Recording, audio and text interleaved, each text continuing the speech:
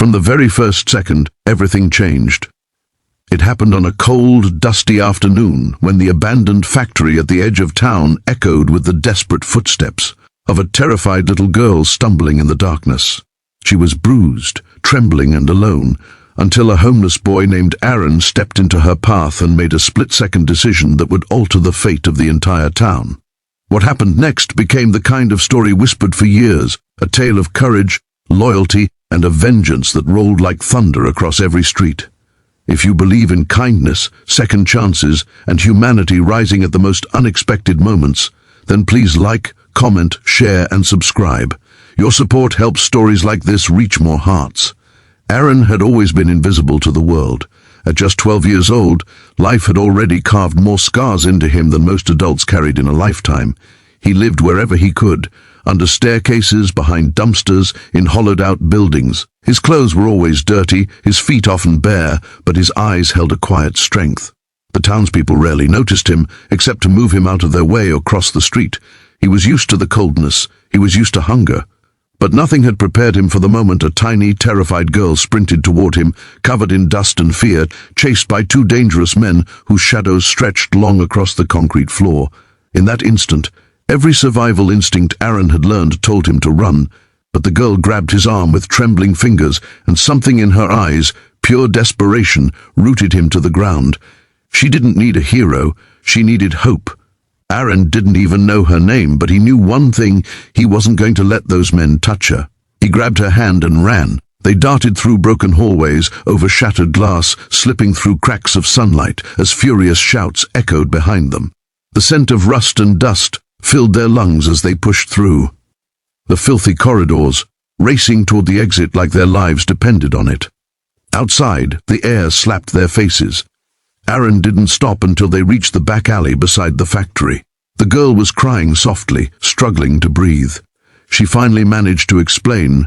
She had been taken by the two men who had planned to use her as leverage against her father, a man known for leading a group no one dared cross, the Hells Angels of Ridgewater. She didn't know what they wanted, only that she had escaped when they argued, giving her a brief chance to run for her life. Aaron suddenly realized what kind of danger he had stepped into. These were not simple criminals. This was the kind of trouble that shattered bones and left warnings etched into skin. But he didn't let go of her hand.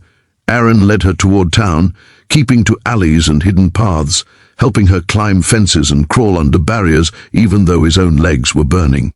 By the time they reached the police station, the men chasing them were nowhere to be seen. Officers rushed out, recognizing the missing girl instantly, sweeping her into safety. But in the confusion, Aaron slipped away quietly, blending back into the shadows. He didn't want thanks. He didn't want attention. He was used to being unseen. But this time, someone saw him. Within an hour, the rumble of dozens of motorcycles thundered into town. The Hells Angels arrived, leather jackets, roaring engines, faces carved with fury. Their president, a large, intimidating man named Cole Maddox, stormed into the station as soon as he heard his daughter had been found. When he asked who had saved her, every officer pointed in the same direction. They didn't know his name, but they described him well enough. A barefoot boy, thin, dirty, too small to have done what he did. A hero hiding in the shadows. Cole's daughter woke up long enough to whisper, "He saved me." She remembered his soft, shaking hands pulling her up. She remembered how hard he fought to keep her moving. That was all Cole needed. Within minutes, the entire biker crew spread across Ridgewater like wolves hunting for one lost cub, not to harm, but to find and protect. Their search shook the whole town. People peeked through curtains, wondering why the most feared group in the region was demanding information about a child. Panic spread fast, rumors swirled. Nobody spoke up at first, because nobody really knew where Aaron stayed. He was a ghost drifting between corners of a town that never cared for him. But when they finally found him, curled up behind a grocery store, trying to warm himself near a vent, everything stopped. The roar of engines fell silent. The men who had scared entire counties now stood still, staring at a boy who looked too small to have done something so brave. Cole stepped forward and knelt. Aaron backed away on instinct, expecting anger or danger. Instead, Cole extended a hand, huge, scarred, gentle. Not a single word was exchanged, but the message was clear. Respect, gratitude, brotherhood. From that day, everything changed for Aaron. The Hell's Angels took him in, fed him, clothed him, and gave him the kind of protection he had never experienced. For the first time in years, he slept in a real bed. He wore clean clothes. He felt warmth, not just from blankets, but from belonging somewhere. And yet he had no idea that the real storm was coming. The men who had kidnapped Cole's daughter didn't disappear. They wanted revenge for losing their leverage, and word spread that they were planning something big. Tension rippled through the town like the tremor before an earthquake. Everyone sensed it.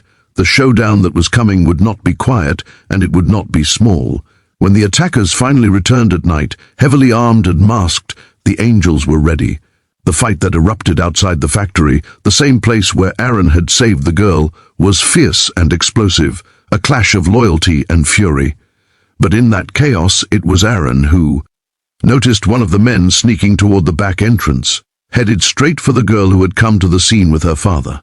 Without thinking, without hesitating, Aaron charged at him.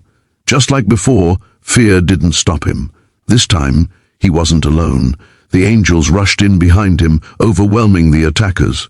By dawn, the town was safe again, shaken but standing. And at the center of it all was the homeless boy who had once been invisible.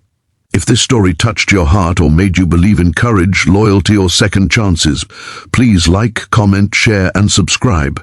Your support helps these stories reach more people. Before the ending, here's a special request. Comment respect for Aaron if you believe heroes can come from anywhere. In the weeks that followed, Aaron was no longer known as the homeless boy. He became the boy who saved a daughter, the boy who changed a town, the boy who reminded everyone that bravery doesn't come from strength, it comes from heart. And sometimes, the smallest hand can save the biggest world.